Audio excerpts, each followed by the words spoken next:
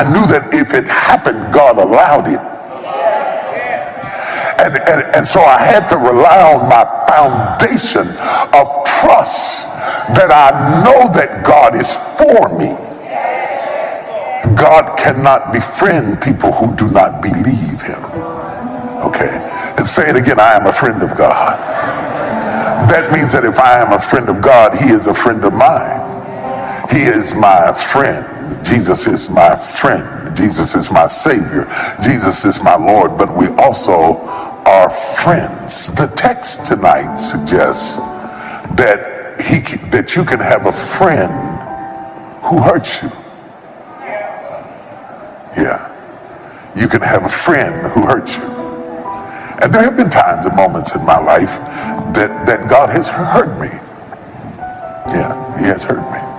I've been smitten at the hip joint like Jacob. I've left the mountain with a limp. I've gone through something that was painful and difficult to endure. That's when I had to trust him and not just believe him. Oh, come on, somebody. I had to trust him. I went through a dark place in my life. And I couldn't see my way out of it. I couldn't see how I would get out of it. But I told God, I trust you. That if you have allowed me to go through this dark place in my life, that it must be for my good. Because I know you are not against me. I know that you are for me. And even though this hurts me, faithful are the wounds of a friend. If I'm really your friend, I got to be able to tell you the truth. It may strain the relationship, but I've got to be able to tell you the truth. If I'm really your friend, I won't let you come out the house looking silly. If I'm really your friend, I'm going to tell you, I don't normally say this to you, but that don't look good on you. That's not your best look. This is not your best day. Maybe you shouldn't wear that. Now, if you override that, that's your business. But I'm going to say that if I'm really your friend. If I'm really your friend, I'm going to say you spoke out and turned to him. That wasn't his fault. That was your fault. If I'm really your friend, a friend take risk. A real friend takes risk of your scorn. And that's why you can't have a whole lot of friends. I know you think everybody who follows you on Facebook is your friend, but you can't have a lot of friends because it takes work to be a friend. It takes energy to be a friend. You have to put things on the line to be a friend. You have to get in the fight with them. And sometimes you got to argue with them. Sometimes you got to wrestle with them to get them to the place that they can see. And sometimes they get hurt and you're yelling at each other and then you're crying and you're going through all kinds of changes. For real relationship takes work. But if you're really my friend, you would never hurt me for the sake of hurting me. You might wound me to protect me. If you have a child, you might push the child out of the way and they skin their knee on the sidewalk, but you saw a car coming. I didn't push you because I'm mean. I pushed you because you're in danger. And before I let the car hit you, I'd skin your knee up. Yes, I pushed you, knocked you over. You skinned your knee, but I stopped you from something coming after you. And every now and then, in order to stop you from something that's coming after you, God will let you skin your knee. And you say, oh God, if you love me, you wouldn't push me. No, I love you so much I push you. Upstairs we were talking about the difference between incidents and outcomes. And sometimes we in the incident become so glued to the incident that we don't understand the outcome. And sometimes the incident requires that God wound us on the short term, that we can be blessed on the long term. Sometimes it's like when you go for therapy, they'll take you to a painful place that you have built walls up to avoid, because your avoidance is not healing, it's just hiding. And so when they start going to you, you say, I don't want to talk about that. I don't want to think about that. I don't remember that. I put that out of my mind. No. We got to talk about that. I don't like to talk about that because it makes me cry, but it's going to be necessary to excavate the poison that's down in your spirit, that's toxic, that's making you depressed and suicidal. And so I'll wound you in this therapy so that I can heal you. Wounds and healings have something in common. So tonight we're talking about faithful wounds, and we're understanding that when God got ready to heal the world from the sin that it had ingested, that he sent his son to the cross to be wounded. We also understand that when Thomas was doubting and did not believe, it was not Jesus' presence that caused him to believe. It was Jesus' wounds that caused him to be healed. Jesus said, reach hither your hand into my side and feel the nail prints in my hands, and be not faithless, but believe, for faithful are the wounds of a friend. And when Thomas felt his wounds, he fell down and said, my Lord and my God, because faithful are the wounds of a friend. Faithful wounds. And I was going through this test, and I was crying out to God, and I couldn't even find faith to believe him and rebuke the devil and rebuke whatever it was, because I wasn't even sure it was the devil. I knew that if it happened, God allowed it. And so I had to rely on my foundation of trust that I know that God is for me. And so even if he wounds me, I said, I don't like this, God. I went out in the back. I told him, I don't like this, God. I don't like this at all. I don't like the way it makes me feel. I don't like what I'm going through. I don't like being threatened. I don't like being intimidated. I don't like what's on the line. I don't like none of it. I don't like none of it. But I trust you. That's why it's important that somebody teach about trust, because we teach about praise and we teach about faith, but we don't teach about trust. I trust you that if you allow this to happen to me, it's going to come out for my good. Can I go deeper? Job understood that if God allowed his crops to burn up, his wife to abhor his breath, his finances to be disrupted, and even his children to be dead, he still believed and trusted God that at the end of it, his outcome would be better than his incident. Somebody right now is going through an incident that is quite painful, but I'm telling you that if you trust God, the outcome will be greater than the incident. So the text is saying to us tonight, faithful are the wounds of a friend, and deceitful are the kisses of an enemy. The kisses of an enemy are deceitful. Judas betrayed Jesus with there we go. He betrayed him with a kiss. So people who are carnal doesn't necessarily mean that you are sinful. It just means that you take things on a very surface level. You go by what you see. You go by how you feel. You go by what you can touch. That's carnality. Carnality, where we get carnivorous.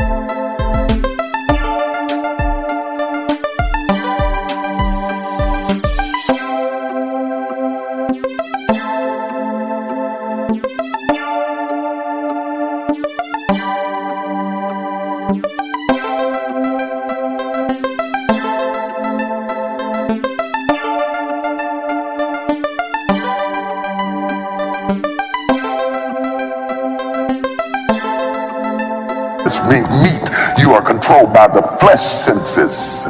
People who are controlled by flesh senses have a tendency to buy into kisses. But just because somebody kissed you doesn't mean you can trust them. Because deceitful are the kisses of an enemy. Judas identifies Jesus with a kiss. And so people who are carnal will cleave to Judas and say, look, oh, that's my friend, never understanding that the kiss is not the equivalent of love. Love gets tough. Love gets dirty. Love gets stressful. Love creates tension. You wrestle with somebody you love. If I don't love you, I'll ignore you. I'll go around you. I don't have to be bothered with you. I don't have time to deal with that. Get on out of my face. But when it's somebody I love, I can't go around it. I got to confront this. We got to have it out. We got to fight about this. We got to talk about this. We got to wrestle about this because I love you and I got too much invested on the line to let you go down. That's running out. You don't see much of that anymore, but real love will get its hands dirty. Anybody who says they love you will get their hands dirty before they'll let you go off a cliff. You can't say that you love me and see me destroying myself and not confront me because you're more concerned about being nice than you are about me being healed. You got to get up in my mug and say, wait a minute, you about to mess.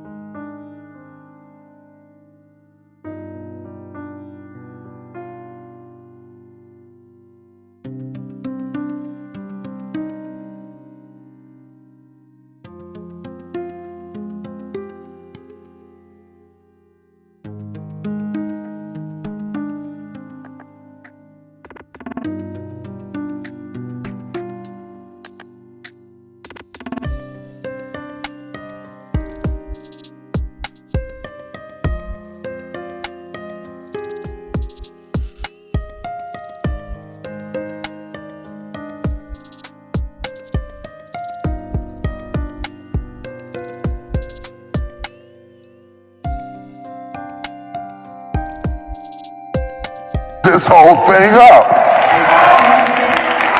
What I'm talking about is trusting God when it hurts.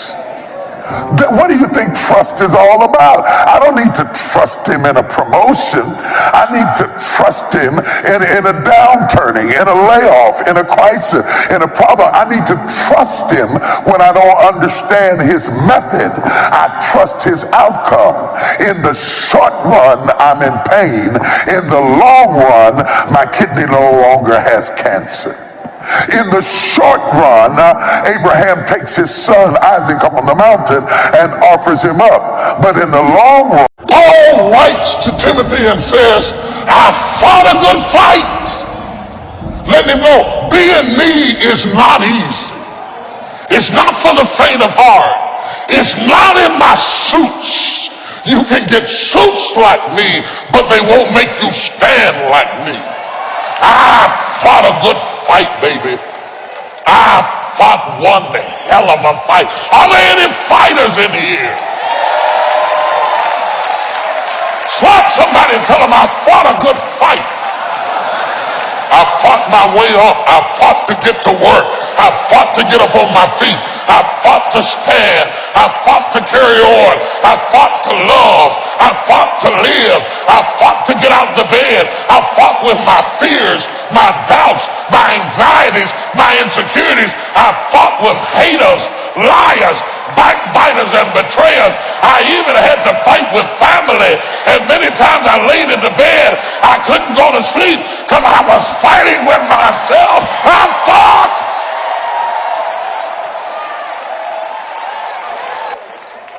High five somebody, tell them I fought a good fight. I mean, I fought such a good fight that when I look at what other people call a fight, what they call a fight is what I call normal. My whole perception of what a fight is has been revolutionized. That's not a fight. I fought a good fight. The old man tells the young man, fought a good fight. You might not have seen it. You saw the glamour. You saw the healings. Be healed, be healed, be healed. But let me show you what you didn't see. I fought to do that. Good fight. I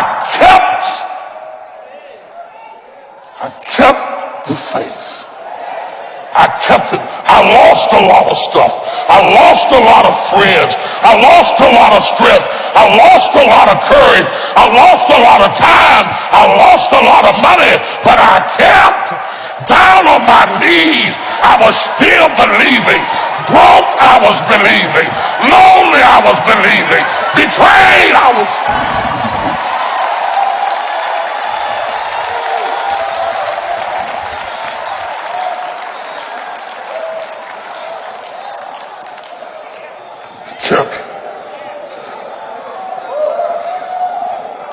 Touch 3 people, tell them, keep the faith, keep the faith. If you lose the job, keep the faith. If you lose the spouse, keep the faith. If you bury your child, keep the faith. If you have to downsize, keep the faith. If you have to move in with your mama, keep the faith. If you're at your wit's end, keep the faith. If you have to catch the bus, keep the faith. If you have to thumb, keep the faith. If you get sick, keep the faith. If you lose your kidneys, keep the faith. If you got heart trouble, keep the faith. You might not get a new heart, but you got to keep your faith.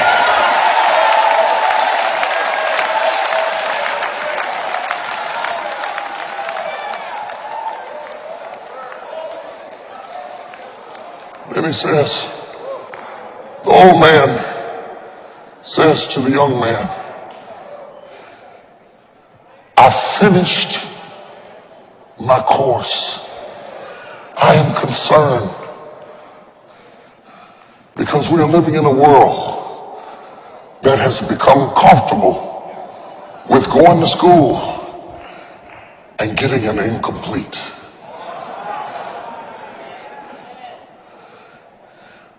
The danger of living a life of incompletes. 3 or 4 sets of families.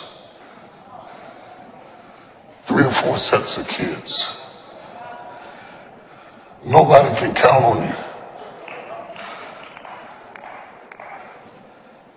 to stay. Forget winning. Forget winning. To stay.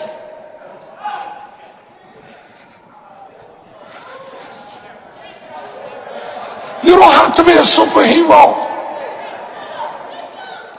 Nobody can count on you to stay, to stick it out, to endure. Nobody can count on you past happy.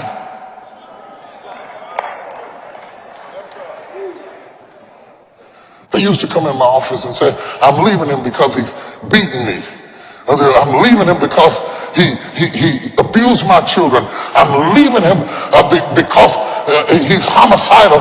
Now they come in my office and they say, I'm leaving because I'm not happy.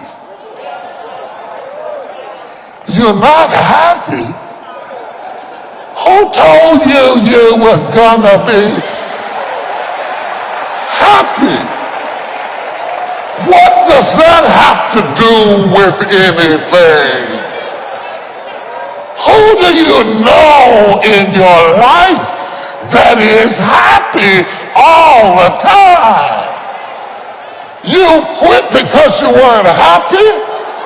To the person who keeps quitting, you have to live with that infection that you carry, that propensity to never finish.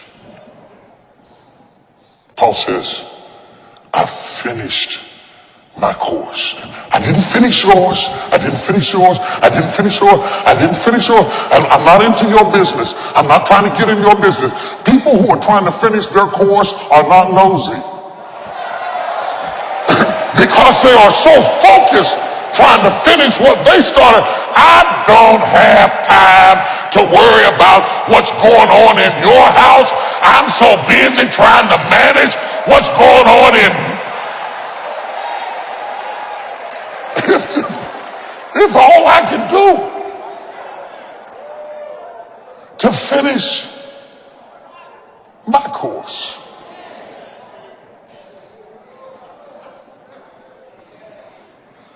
Somebody in this room, you've quit so many things.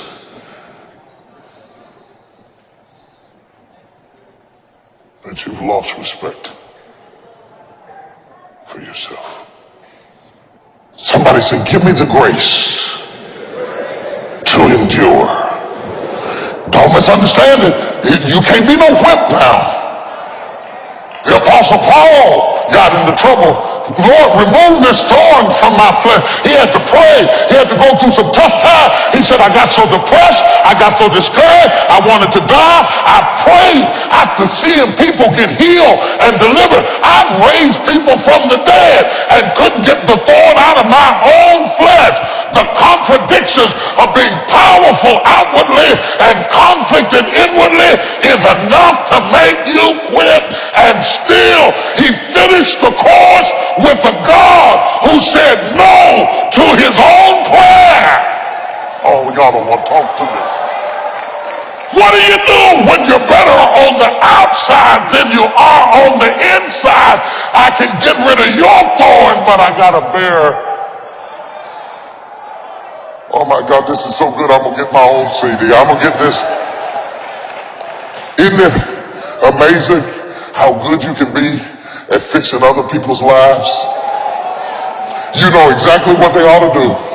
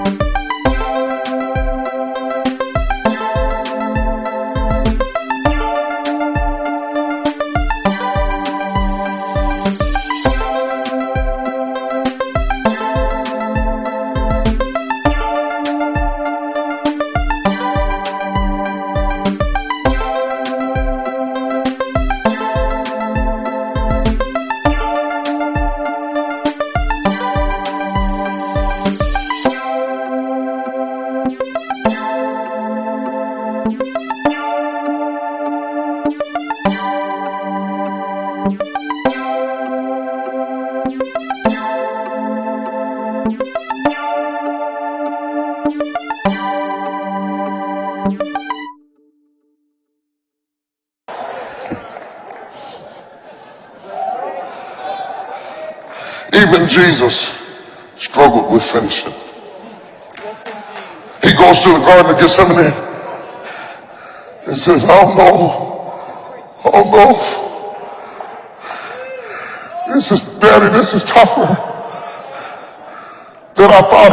He labored in prayer till sweat like blood like sweat poured through his skin, saying, can I get out of this? Can I get out of this? Can I get on a horse and ride away? Can I take a camel and ride away from a cross? Jesus says, Daddy, can I quit?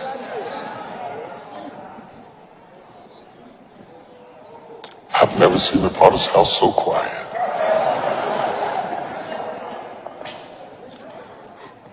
3 times he prayed, help me to finish.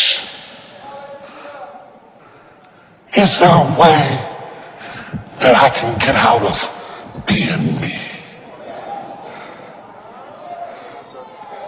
Is there anybody in here who has ever prayed, Lord, is there a way I can get out of being me? Being me is not going so good. Being me is not what it's cracked up to be.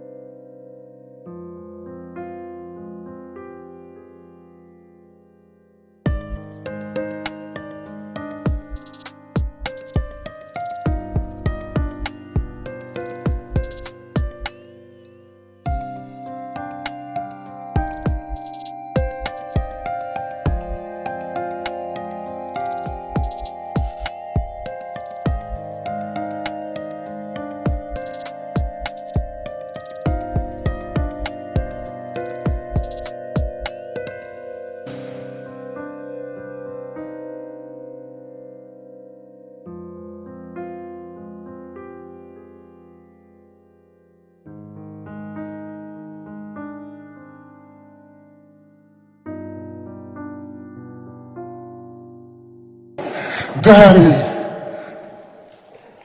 can I quit? And finally he says, not my will. That's where it is. That's the whole thing. Not my will means not my way, not my preferences, not my pleasure,